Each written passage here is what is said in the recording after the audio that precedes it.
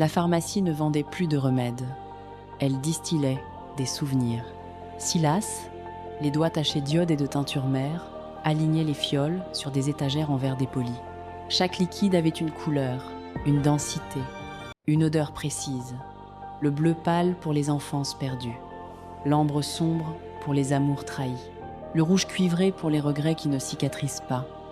Il extrayait la mémoire, la stabilisait, la rendait buvable. Une gorgée et vous y étiez, complètement, sans filtre, sans échappatoire. Le client revenait toujours le même jour. Il s'appelait Morel. Il portait un manteau trop lourd pour la saison et un regard qui avait usé toutes ses larmes. 47 fois, il avait commandé la même fiole, le dernier souffle d'Élise, la mort de sa femme.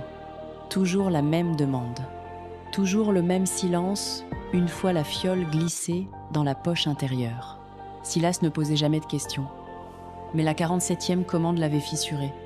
Pourquoi revivre la douleur? Pour la comprendre? Pour s'y noyer? Ce soir-là, la boutique était vide. La pluie battait les vitres embuées. Silas a pris une fiole neuve, a prélevé une goutte au compte-gouttes. La curiosité était un poison lent, mais il a cédé. Il a posé la perle ambrée sur sa langue.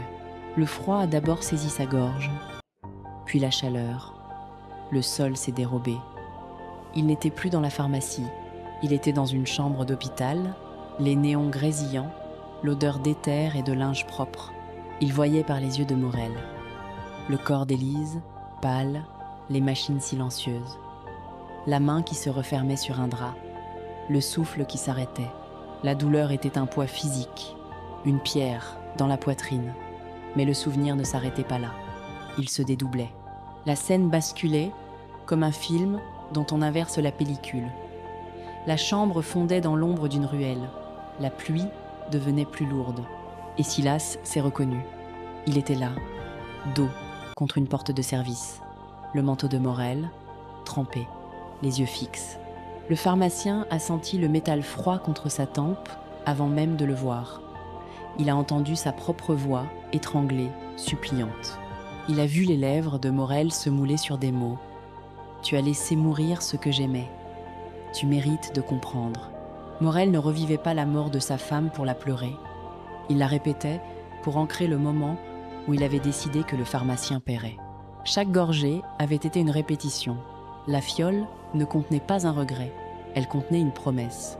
Il a craché la goutte restante, le goût métallique est resté sur ses lèvres, la pharmacie est redevenue réelle. Le silence était revenu, mais il était différent, lourd, attendu. Silas a compris que les 47 visites étaient un compte à rebours. La clochette de la porte a tinté. Morel est entré. Pas de manteau cette fois, juste une sacoche en cuir. Il n'a pas demandé de fiole, il a posé les mains sur le comptoir. Et Silas a su que la 48e commande ne se ferait pas en liquide. Merci d'avoir partagé ce cauchemar. À très vite, dans l'ombre du prochain secret.